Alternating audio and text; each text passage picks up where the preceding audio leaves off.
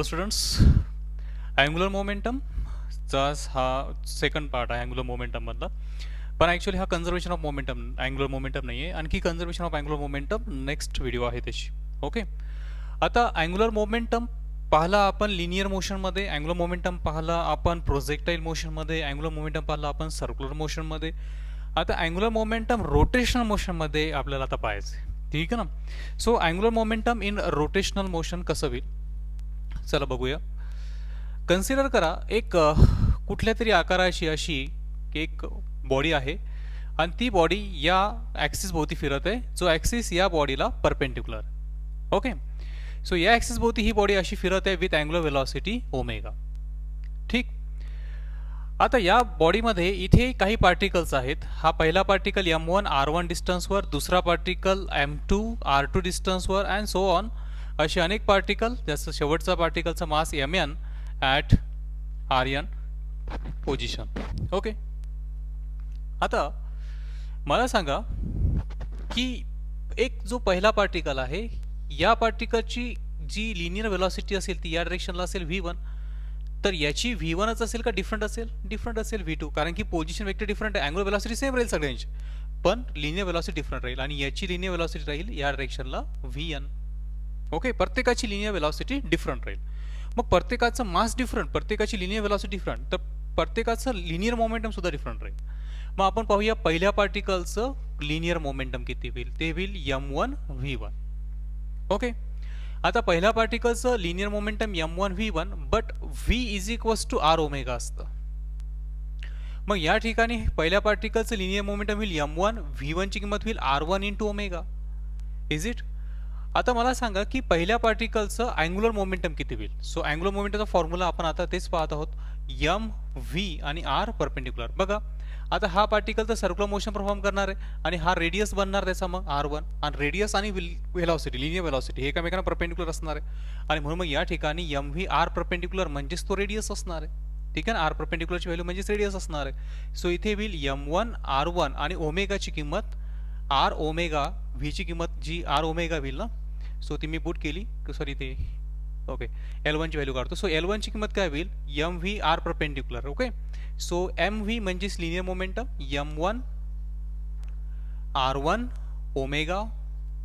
Okay, m1 v1 r m1 r1 omega म्हणजे हे p into r, आणि हे r परपेंडिक्युलर म्हणजे अगेन r1. ओके, नाही समजलं? पहा एकदा परत बघा, इथे काय होईल, इथे angular momentum L1 is equals to काय फॉर्म्युला असणार अँग्युलर मोमेंटमचा, तो असणार आहे vector r1 cross vector p1, आणि हे होईल r1 p1 मॅग्निट्यूडच्या फॉर्ममध्ये लिहितोय r1 p1 साइन थिटा. आता p आणि v ची डायरेक्शन सेम, ज्या डायरेक्शनमध्ये v असणार आहे त्या डायरेक्शनमध्ये p असणार आहे मोमेंटम, आणि v हा r ला परपेंडिक्युलर म्हणून हा साइन 90 होईल, आणि साइन 90 ची व्हॅल्यू 1 होईल म्हणून r1 p1 होईल, आणि म्हणून इथे होईल r1 आणि p1 ची व्हॅल्यू ही आहे, p1 ची value m1 r1 omega. So m1 r1 omega.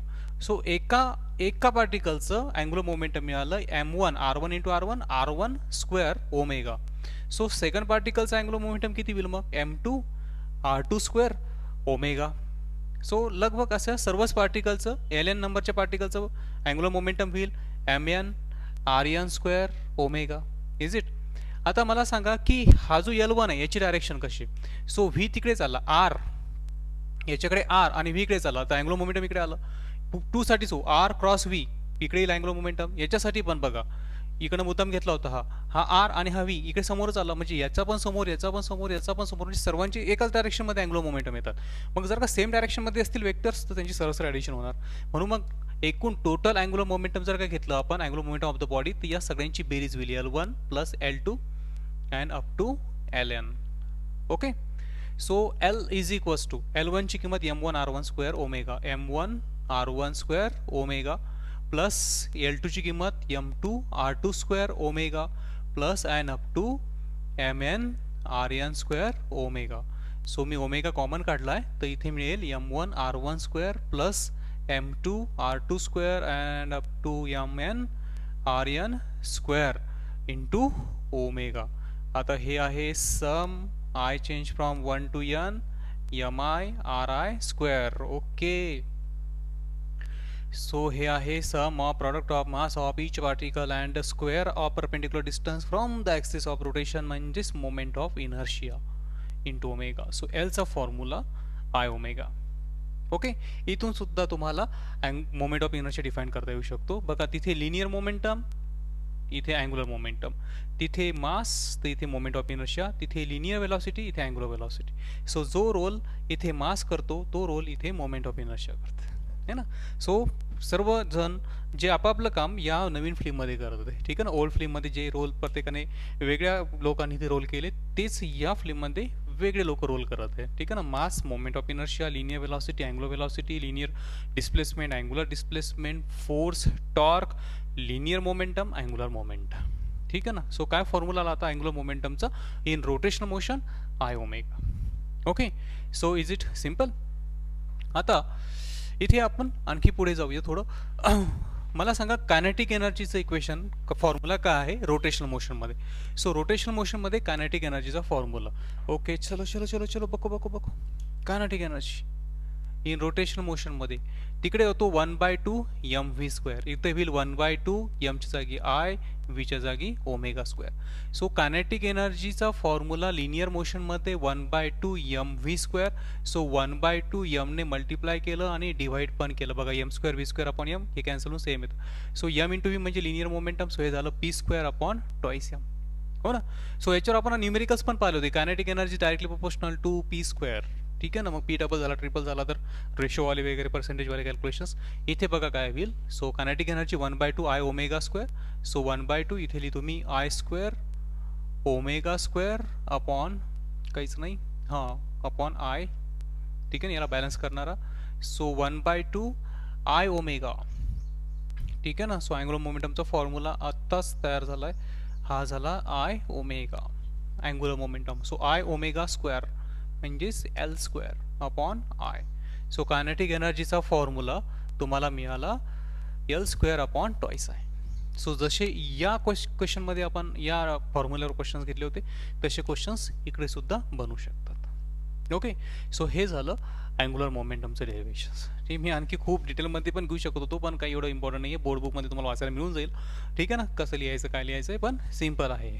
Okay, so काय फॉर्म्युला आला अँग्युलर मोमेंटमचा रोटेशनल मोशनमध्ये L is equals to I omega.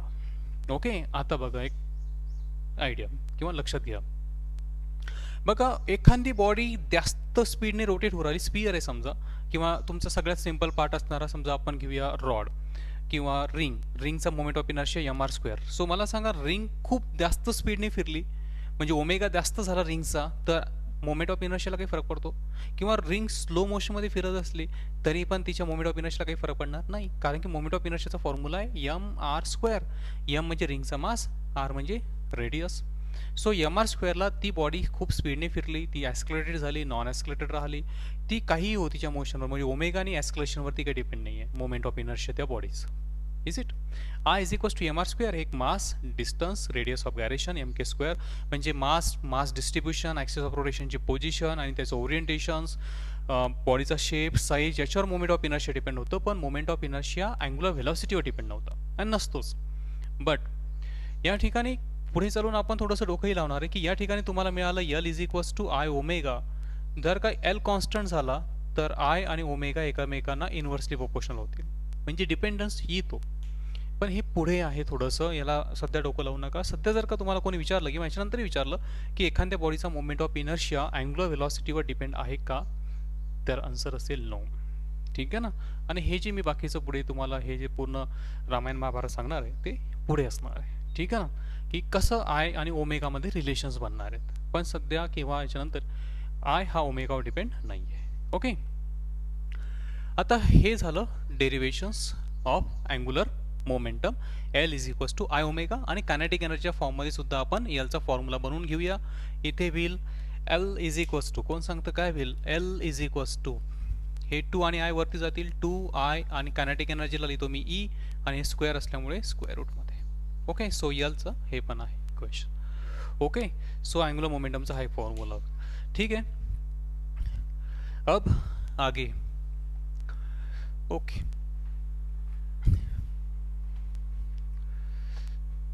घरी बसून बसून फक्त वजन वाढत चाललं आहे. ठीक आहे, तुम्ही पण घरी नुसतं बसत नका जाऊ, थोडीशी एक्सरसाइज वगैरे करत चाला. ओके, आणि एन्जॉय करा लेक्चर्स.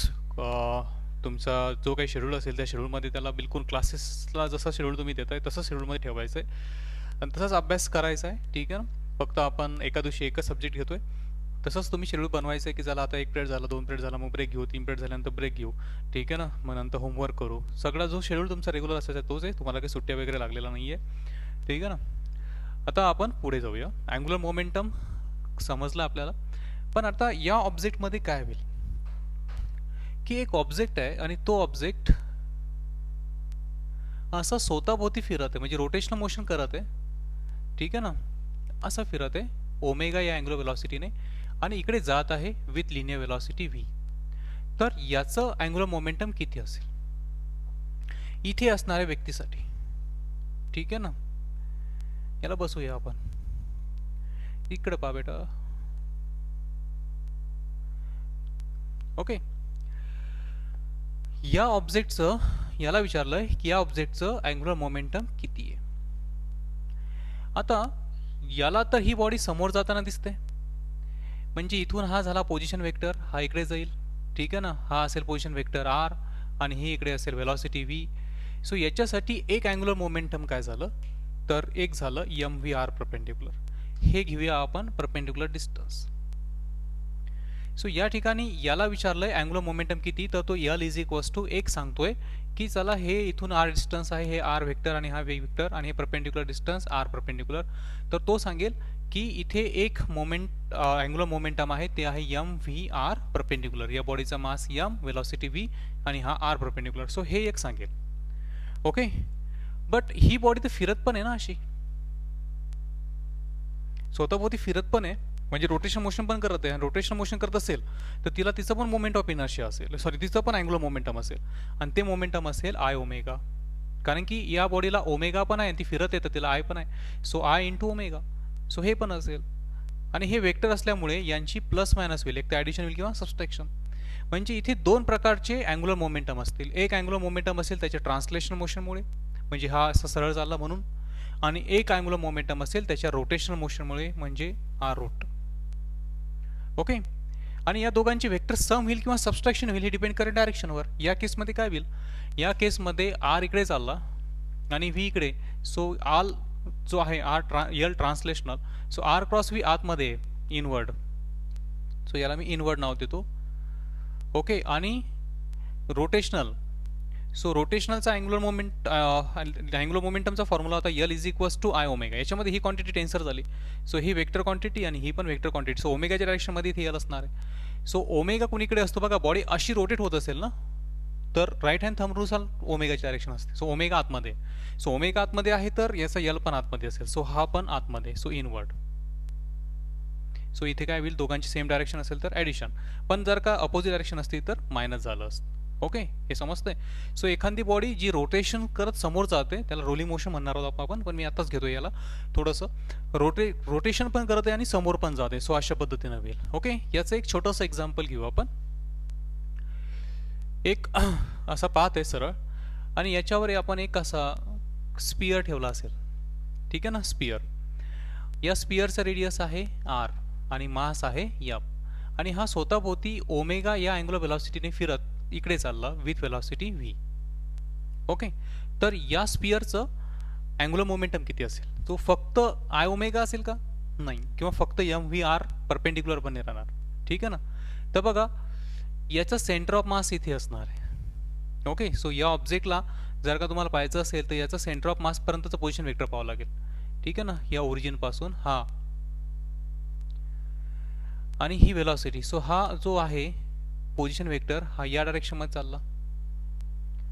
ठीक आहे ना, सो मी याचं एकूण अँग्युलर मोमेंटम लिहितोय L is equals to. So बघा या केस सारखंच आर क्रॉस व्ही आतमध्ये आहे. सो जो अँग्युलर मोमेंटम येईल ते येईल एम व्ही. ठीक आहे ना, आणि हा वेक्टर आर म्हणजे R cross V, R cross V हे अँग्युलर मोमेंटम येईल इथे. ओके, प्लस ही बॉडी रोटेशन्स करत आहे, सो इथे असेल आय ओमेगा. ओके, आता इथे मला प्लस लिहायचं की मायनस लिहायचं आहे, सो मला इथे प्लसच लिहायचं कारण की हा असा फिरून आहे ना, असा आहे ना, हा असा झाला ना ओमेगा, म्हणजे असं फिरतोय तो ओमेगा पण आतमध्ये राहील. सो इथे आय ओमेगा. बघा ही ओमेगाची डायरेक्शन ही नाही आहे, ओमेगाची डायरेक्शन हा अंगठा आहे, ठीक आहे ना, हा अंगठा आहे ओमेगाची direction. Is it clear? So हे असं फिरतोय. जर का बॉडी अशी फिरत असेल तर राईट हँड थंबनुसार अँग्युलर जे कन्सेप्ट असतात, जे अँग्युलर क्वांटिटी असतात ते अशा थंबमध्ये देतात, या थंबच्या डायरेक्शनमध्ये असतात. सो ओमेगा आतमध्ये, सो हे आतमध्ये, आणि हे या फॉर्म्युल्यानुसार हे पण आतमध्ये. सो हे पण अँग्युलर मोमेंटम आतमध्ये आणि हे पण. सो इथे सम झाली. ओके, आता बघा मला याला असं लिहिता येऊ शकतं M V R perpendicular. R perpendicular म्हणजे ओरिजिन पासून लाईन ऑफ मोशन पर्यंत असणारा परपेंडिक्युलर डिस्टन्स. सो हे डिस्टन्स होईल ना परपेंडिक्युलर, येस ऑर नो? कळतं ना, हे डिस्टन्स होईल ना परपेंडिक्युलर, आणि हे परपेंडिक्युलर डिस्टन्स तर स्पिअरचा रेडियस झाला आर. ओके, सो इथे काय होईल, एम व्ही आर परपेंडिक्युलरमध्ये M V capital R plus I omega होते इथे. आय, आता हा स्पिअर सॉलिड असेल तर 2/3 आणि होलो असेल तर 2/5. जो काही मोमेंट ऑफ इनर्शिया असेल तो तुम्ही घेऊन टाकायचा इथे, ठीक आहे ना. आय इथे मी घेतोय जो वाटला तुम्हाला. सो एम आर स्क्वेअर ही झाली आयची किंमत इंटू ओमेगा. ओके, स्केलर फॉर्ममध्ये लिहितो मी आता, कारण की मला प्लस मायनस ठरवण्यासाठी मी वेक्टर फॉर्ममध्ये लिहित होतो. आता मला हे प्लस मायनस समजलं मला, म्हणून मी आता स्केलर फॉर्ममध्ये लिहितो. सो हे झालं प्लस. आता 2/5 M R square omega. So आपल्याला माहिती आहे V is equals to R omega. So omega is equals to V upon R. So या ठिकाणी मी लिहू शकतो हे V upon capital R. So हा आर आणि हा आर स्क्वेअर काय झाला, कॅन्सल. सो इथे आलं M V capital R plus 2/5 M V capital R. Okay, so calculations करू. 5 आणि 2 7. So 7/5 M V capital R. So हे विल अँग्युलर मोमेंटम.